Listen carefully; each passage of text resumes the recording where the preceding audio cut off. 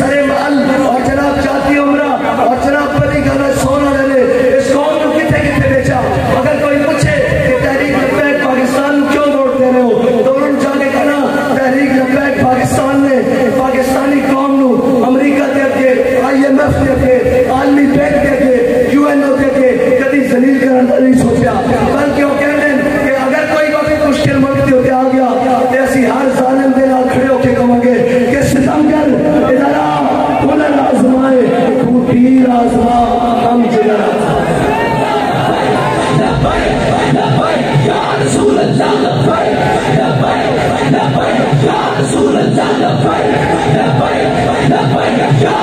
Allah,